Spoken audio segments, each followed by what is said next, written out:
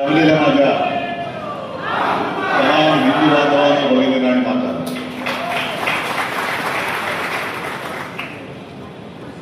पावसाळ्याची नुकती सुरुवात होते. पावसाळा लागला होता आणि आपण सगळे ग्रामीण भागातले आहात. अनेक जण इकडे शेतकरी असतील आहेत त्याने तुम्हाला सगळ्यांना धन्यवाद देतो, कारण तुम्ही तुमची शेतातली कामं सोडून इथे आलात आणि पावसाळ्याची आपण वाटच बघत असतो. कारण एकदा का पाऊस पडला की नवीन कोंब फुटतात. तसा हा माझा पावसाळा आहे. सगळ्या कार्यकर्त्यांचा प्रेम हा माझा पावसाळा आहे. अनेक जण सडलेली पानं गेली तरी परत पाऊस पडतो आणि नवीन कोंब उगवतात आणि ते नवीन कोंब उगवणारे तुम्ही कट्टर निष्ठावान शिवसेना प्रमुखांचे जीवाला जीव देणारे शिवसैनिक आहात. तसं पाहिलं तर आता शांत आहे. हे जरा कॅमेरामॅन जरा खाली बसलं तर बरं. कॅमेरे सेट करा आणि प्लीज खाली बसा. प्रश्नापासून तुमचं दुर्लक्ष झालं पाहिजे. पीक विमा नाही मिळाला तरी चालतंय. तुम्हाला दुसरं काहीतरी दिलं तर तुम्ही त्याच्या मागे लागता. शेतकऱ्याला हमी भाव नाही मिळाला तरी चालतंय, तर दुसरं काहीतरी दिलं तर तो त्याच्या मागे लागतो. त्याचं आयुष्य हे नेहमी संकटातच राहिलं पाहिजे.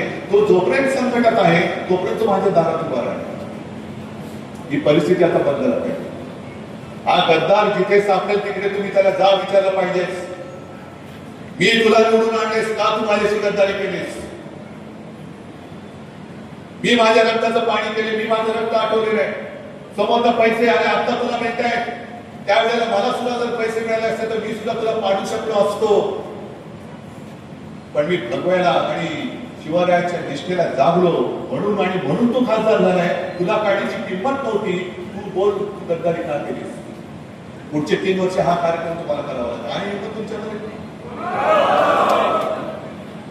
कारण मी मुद्दामून आलोय. जसं त्यांनी मला सांगितलं काय झालं, 2 आठवड्यापूर्वी एक खासदारांची बैठक घेतली. तेव्हा हे महाशय मला म्हणाले, साहेब घरी सोयरीक जुळवायचे पाहुणे येणार आहे. मी व्हिडिओवर आलो तर चालेल का. आता घरचं कार्य शुभ कार्य म्हटल्यानंतर मी नाही बोलू शकतो. आता मला काय माहित मुलीची सोयरीक जुळवताना ह्यांची सोयरीक तिकडे जुळवते.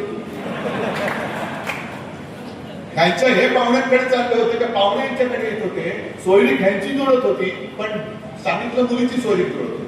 मग मी रात्री फोन केला, म्हटलं काय जुळलं का. हो जुळलं की म्हणे. जुळलं. 2 दिवसांनी कळलं.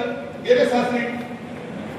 आता नांदा तिकडे गद्दारांच्या कल्पामध्ये नांदा, गद्दारांच्या लांडग्या मंडईच्या कल्पामध्ये नांदा. इकडे वाघाचं जीवन जगत होता, तिकडे गाढवाचं जीवन जगत. हे ओझं तुमच्या पाठीवर टाकलं जाईल तेव्हा वाहत राहा. अरे प्रेम देणारी संघटना फक्त शिवसेना आहे. दुसरा या जगात दुसरा पक्ष नाही की जो फक्त प्रेमाच्या भावनेवर जीवन करतो. आणि म्हणून मी आज तुमच्याकडे आलो. जसं त्यांनी सांगितलं